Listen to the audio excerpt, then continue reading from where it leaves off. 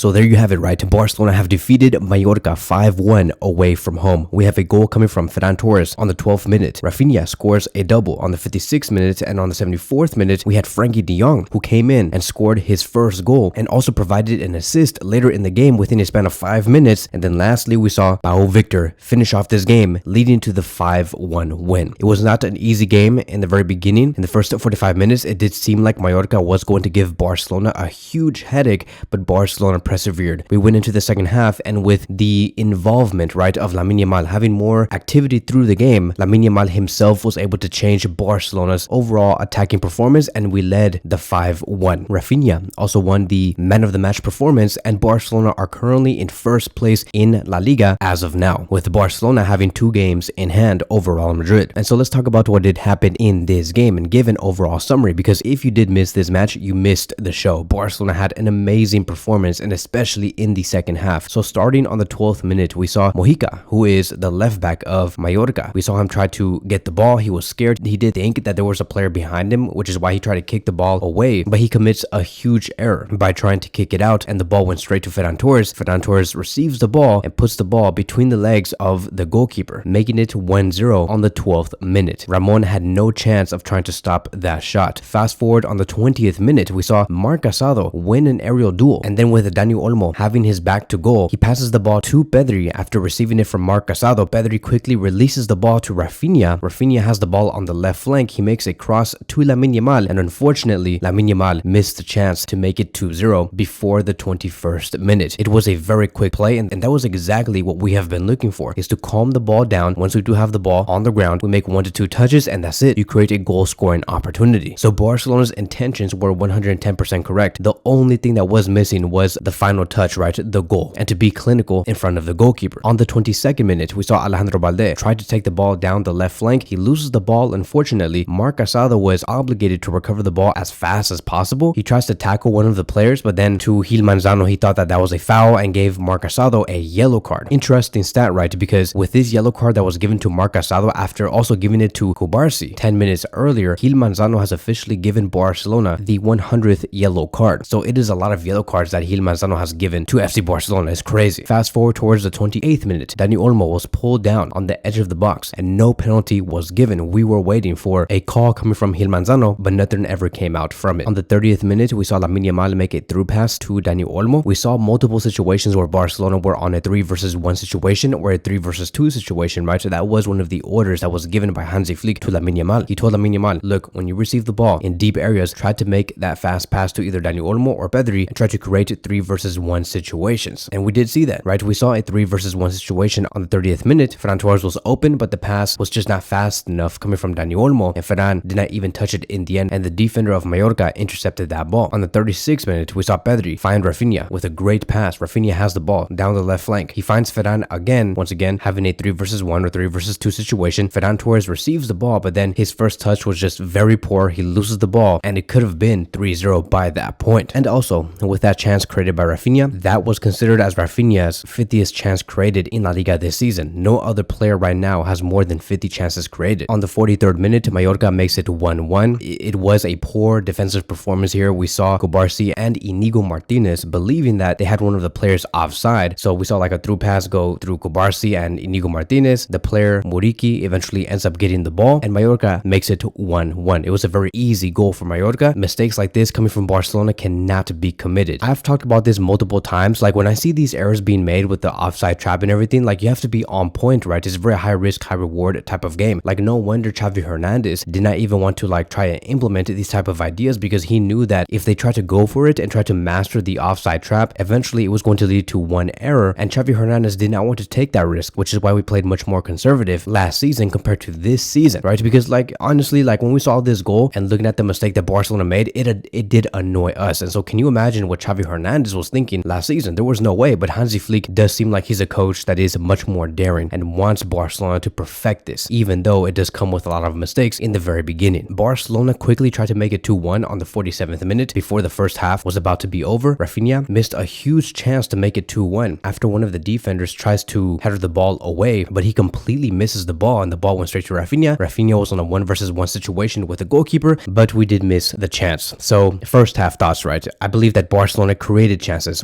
We were okay with that. We saw Dani Olmo make through passes, Raphinha almost scoring, Lamine Yamal almost scoring. There was no problem with us creating chances whatsoever. I believe that there were two weaknesses that Barcelona showed in the first 45 minutes. Point number one, we were not clinical enough, and especially with Ferran Torres. Ferran Torres could have easily have made it 3-1, maybe even 4-1 outside of Raphinha's and Lamine Yamal's mistakes in front of goal. Even though, yes, it is true that he did score our first goal, still, like, he missed a lot of chances and a lot of opportunities to make 1-2s with other players. This should have been 3-1 before the 45th minute, but Barcelona were suffering and we needed to respond. In the first half, Barcelona had 65% of the possession with our expected goal rate at 1.34. Total shots from Barcelona 7, while Mallorca had 4. Shots on target 3, while Mallorca only had 1. I'm going to be showing you guys exactly these stats later down by the end of this video to see how much of this has changed, because there has been a huge improvement after another 45 minutes in the second half. And as you can see here in the player's average position, Barcelona added no emphasis on the right flank at all. Lamine Yamal was just out of the picture, and most of the game plays were on the left wing position. Here is also going to be another graph that does show where we did attack and where our concentration of play was at. As you can see here, Barcelona's overall gameplay was on the left flank and nowhere near the right flank, where we had Lamine Yamal and Jules Koundé. So we needed to involve Lamine Yamal much more alongside with Dani Olmo and Pedri. Here is also going to be a couple of stats from the first half. Chances created, Raphinha had 3. Mojica, even though he made an error that led towards the first goal for Barcelona, he also created a big chance. But outside of that, besides Raphinha, there was no other Barcelona player that created a lot of chances. It could have been Pedri, it could have been Casado, it could have been Dani Olmo. In terms of total shots, Ferran Torres took the most, which was a total of 3. Lamine Yamal had 3, and then we had Muriqi with a total of 1. So we go on to the second half, and we saw Ferran Torres get brought down again, but this time it was finally given for us to get a free kick from outside the box, right? So that call was being considered as a foul. Raphinha ends up taking the free kick. He shoots the ball to the bottom left corner, but Roman, the goalkeeper of Mallorca, blocks it and makes a huge save, denying the 2-1. Moments later, on the 54th minute, Mojica brings down Lamine Yamal, because we did see Dani Olmo make an amazing through pass to Lamine Yamal, right? We saw Lamine Yamal receive the ball from the air, calms it down, immediately finds Lamine Yamal, and just all of a sudden Mallorca were in danger, and it left Mojica by himself, and he had basically like no other reason but to take down Lamine Yamal, because if he did not do this and he did not foul Lamine Yamal could have probably scored. So Mojica does foul Lamine Yamal inside the penalty box. Raphinha was given the opportunity to score the penalty, and he did make it 2-1 and puts it to the bottom right corner. And so at that time, when he did score the second goal for Barcelona, that was considered as his 10th goal in La Liga, had a total of 15 goals and 10 assists made in 21 games in all competitions this season. And in all competitive competitions, Raphinha had 23 goals and assists in total with 21 games played. And as of now, in terms of who has the most assists in La Liga this season, it does belong to 2 players, Raphinha with a total of 7 and Lamine Yamal with a total of 7. So they are even in terms of assists. Right after that, we saw a very poor behavior coming from Mojica. Mojica was like angry at one of the players. I don't know why, even though he was making so many errors left and right, being tested by Lamine Yamal. He was screaming at his own teammates for some reason. We don't know what he was trying to say, but it was not looking good for the Mallorca players. Even the fans were whistling. On the 71st minute, Frenkie de Jong and Pau Victor came in. Little did we know this was going to be a massive change for Barcelona in terms of overall attacking performance. Dani Olmo and Ferran Torres came off, and just 3 minutes later, we saw Lamine Yamal make awesome, but I mean like awesome, spectacular, world-class curl assist to Raphinha. That ball went straight through 3 different players, and I'm like, bro, like, how do you even make a pass like this? And trust me, like, this is not the first time Lamine Yamal made a pass with the outside of his left foot. It just doesn't make any sense. Like, how do you do this at the age of 17 years old? This is literally like his trademark assist and how he does like to make his passes into the box that does lead towards goals. But that pass was just insane. And there are only currently 2 players with 10 plus goals in La Liga this season, because Raphinha ended up scoring this, and that is Lewandowski and Raphinha. Lamine Yamal this season in La Liga has 13 goals and assists combined with 12 starts. So he has created more goals than the amount of starts he currently does have with FC Barcelona. A few minutes later, on the 79th minute, Frenkie de Jong gets his goal. Lamine Yamal yet again on the right wing area makes another very similar pass to what he did to Raphinha for the 3rd goal, and makes a pass to Pau Victor. Pau Victor receives the ball from that curl through pass. He sees Raphinha, he tries to make that cross to Raphinha, but then eventually one of the defenders of Mallorca intercepts it, but then Frenkie de Jong gets the ball right after the defender intercepts it, and he scores the goal. So once again, it was world class coming from Lamine Yamal, the best right winger in the world. There is no other right winger in the world that can do passes like this. Pau Victor shows up. I thought that he was going to get his assist, but he got a goal later on, and then Frenkie de Jong in the end welcomes himself to the world by scoring a goal tonight. On the 82nd minute, more substitutions came in. Gavi and Eric Garcia came in for Pedri and Casado. 2 2 minutes later, Frenkie de Jong gives an assist to Pau Victor, and Pau makes it 5-1. Frenkie de Jong, within a span of 5 minutes, scores 1 goal and provided 1 assist. We saw Lamine Yamal versus Mojica yet again. He tries to duel the player, but loses that duel. Frenkie de Jong recovers and does not forgive. He gets the ball, passes it immediately to Pau Victor, and Pau Victor gets his chance to shine. And I think that it's quite clear, right, that,